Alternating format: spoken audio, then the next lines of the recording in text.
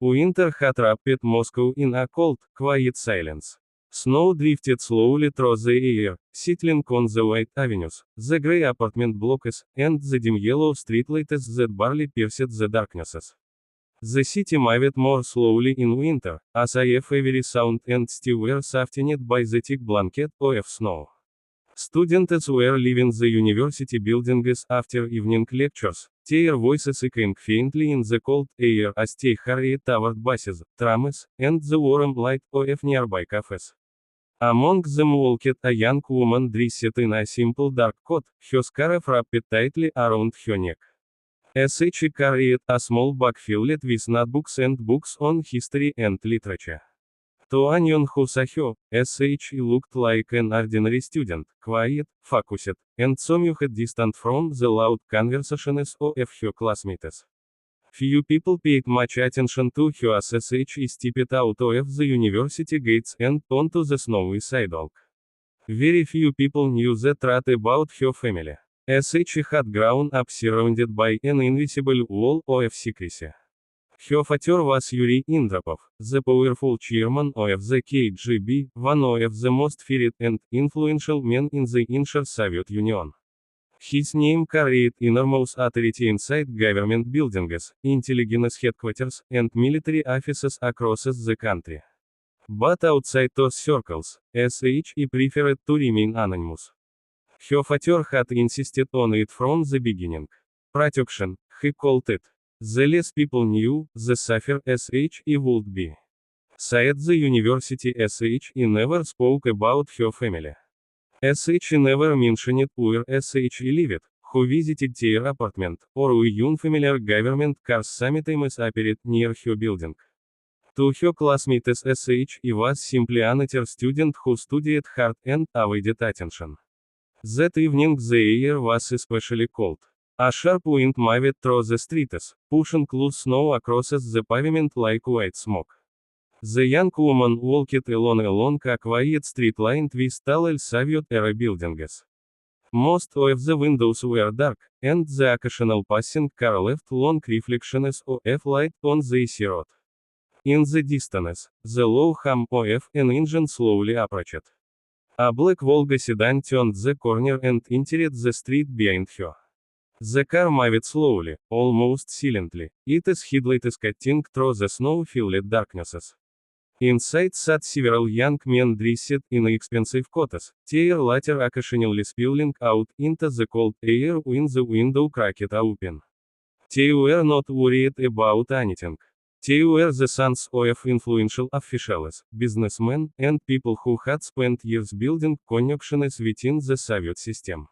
Since childhood they had grown up believing the same thing, that rules were flexible for people like them.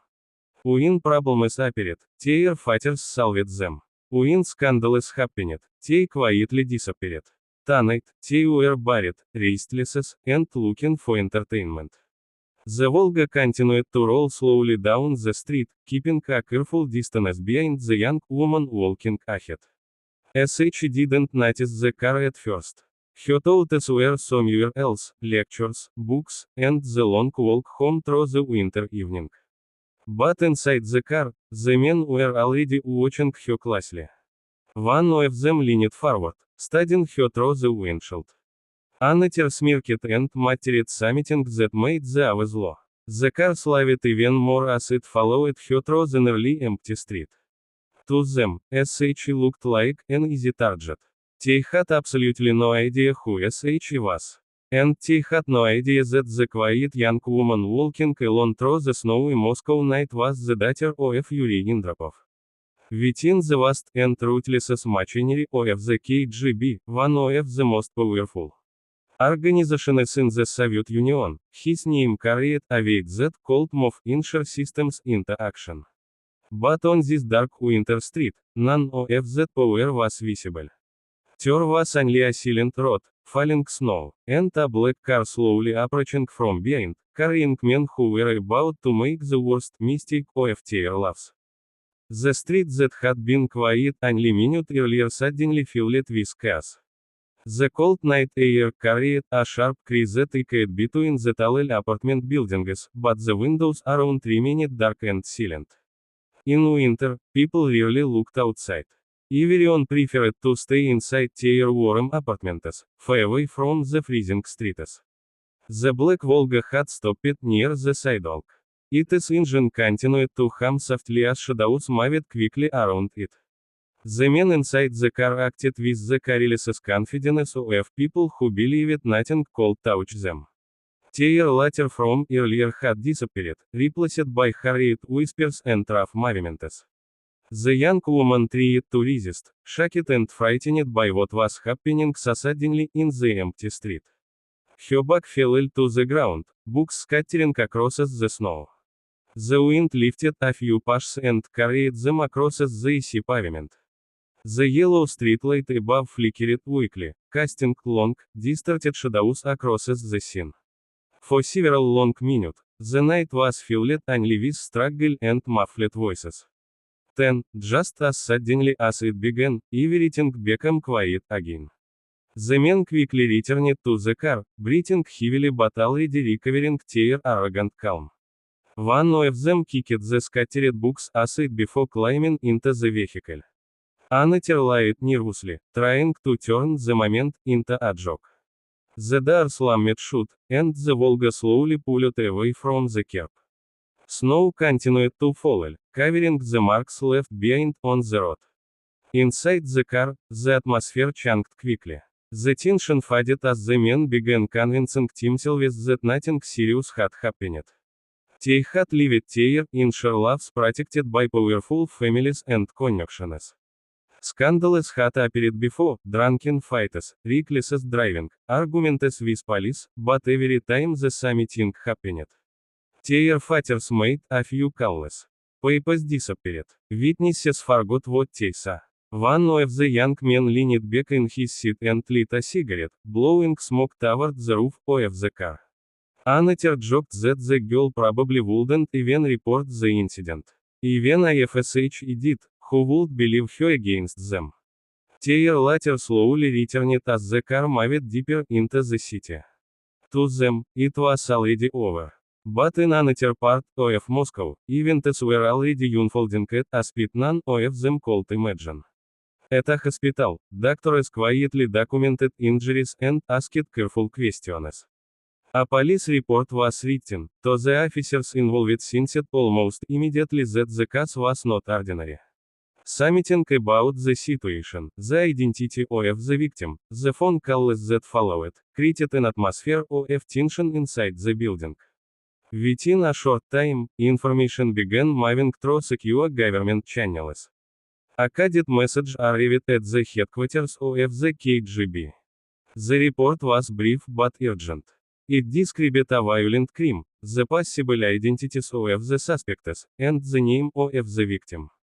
The name alone changed everything. The document passed through several senior officers before finally being placed inside a sealed folder. The atmosphere inside the building grew noticeably colder as those who read it understood the implications. The folder was delivered late at night to a quiet office where the lights were still on. Behind the large desk sat Yuri Andropov, the powerful chairman of the KGB. Known for his calm discipline and sharp intelligence, he rarely allowed emotions to appear on his face. Years of working inside the Soviet political system had taught him the value of absolute control. When the report reached him, he opened the folder slowly. The room was silent, except for the faint sound of paper turning. Witnesses, statements, medical details, descriptions of the suspects. He read every line carefully, without interruption. Those standing nearby waited quietly, knowing what would happen next. No one dared to speak. When he finished reading, Andropov closed the folder and placed it on the desk in front of him. For several seconds he said nothing. But everyone in the room understood that the situation had just changed in a way the men in that black Volga could never have predicted. Inside the quiet office, the air felt heavy with tension. The lamp on the desk cast a pale circle of light over the closed folder, while the rest of the room remained in shadow. Outside the tall windows, the snowy Moscow night continued in silence, but inside the building the atmosphere had shifted. Yuri Andropov sat motionless for several seconds after closing the report. His face remained calm, almost expressionless. The semi-controlled mask that had made him both respected and feared within the Soviet leadership. Those who worked closely with him knew that he rarely raised his voice and almost never acted impulsively. But the quiet silence in the room carried more weight than any outburst could have. Two senior officers stood near the desk, waiting. They had served in the KGB long enough to recognize the significance of moments like this. Every decision made in this office could ripple across the entire country. Andropov finally lifted his eyes from the desk. "Do we have names?" he asked quietly. One of the officers stepped forward and placed another document on the table. "Yes, Comrade Chairman. Preliminary identification. Sons of several high-ranking officials and businessmen. We are still verifying." Andropov opened the document and read through the list. The names were familiar, not to him personally, but as part of the network of influence that existed throughout Soviet society.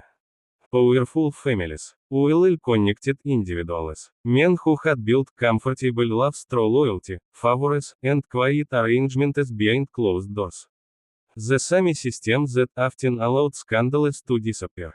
But tonight, something was different. He closed the document again and leaned slightly back in his chair.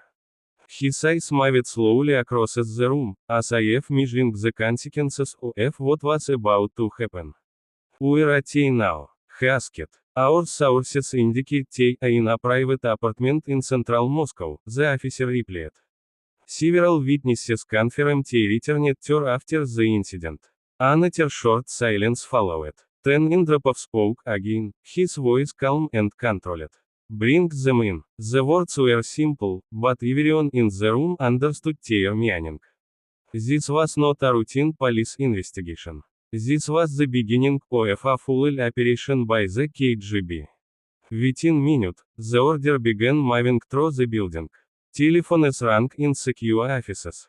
Field teams were alerted. Surveillance units already operating in Moscow were redirected to new locations. Cars left the underground garage of the headquarters and disappeared into the snowy streets of the city. The massive intelligence network of the Soviet Union had been activated. Across Moscow, informants quietly received instructions. Apartments connected to the suspects were placed under observation. Phone lines were monitored. Every movement, every visitor, every possible escape route was carefully recorded. The operation moved with the silent efficiency the KGB was famous for. Meanwhile, inside a comfortable apartment in the city center, the young men responsible for the crime were completely unaware of what had begun. Music played from a radio on the table. Several bottles of alcohol stood half empty. Cigarette smoke filled the room as the men lied loudly, trying to turn the evening into another story of reckless adventure.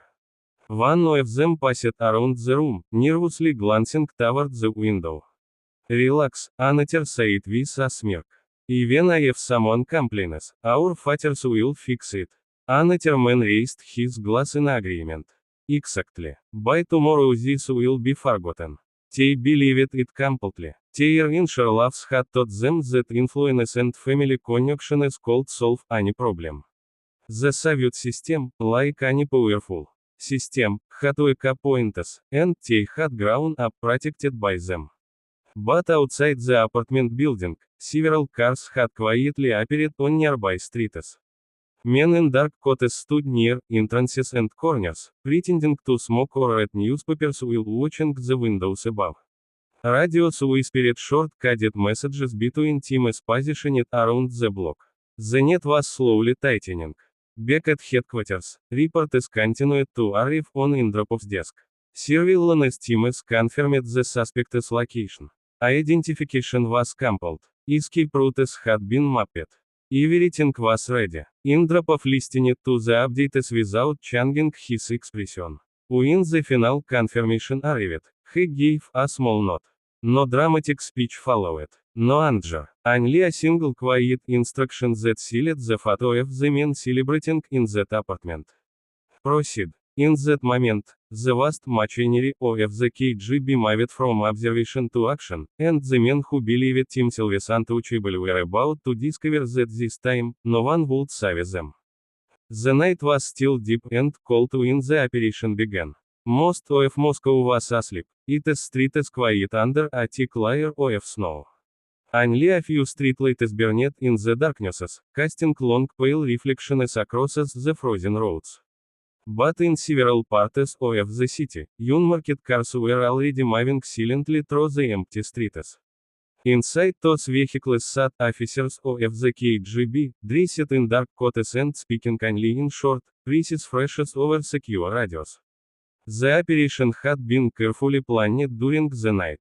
Surveillance teams had already confirmed the locations of every suspect involved. No one was going to escape. Near one of the apartment buildings in central Moscow, two black cars stopped quietly along the curb.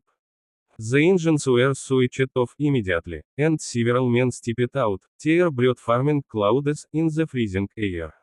The entrance to the building stood dark and silent, the windows above showing faint light from only a few apartments. One officer checked his watch and nodded to the others.